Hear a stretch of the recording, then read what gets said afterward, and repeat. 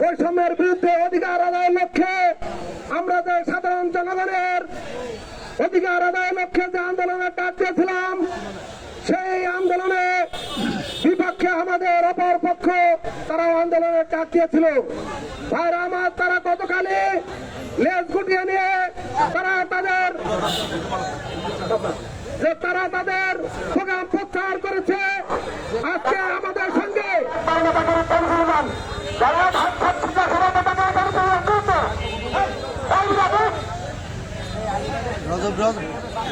সংগ্রামী ভাইরা আমার, আমরা জেলা বিএনপির নেতৃবৃন্দের সঙ্গে বসেছিলাম।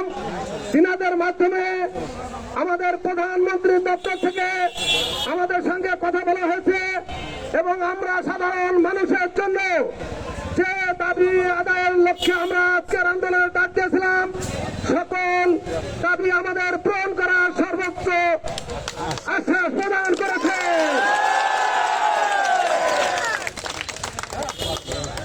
অর্থাৎ আমাদের আন্দোলন আজকে সফল হয়েছে, সাধারণ মানুষের অধিকার আদায় হয়েছে।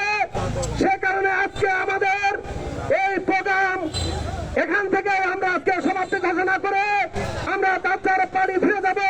সে লক্ষ্যে আমাদের মাননীয় আহ্বায়ক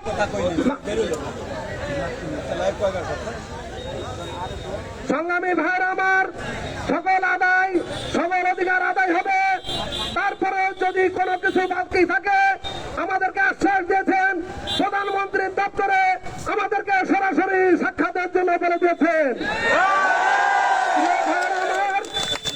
এ পর্যায়ে আমাদের সামনে বক্তব্য রাখবেন মাগুরা জেলা বিএনপির সম্মানিত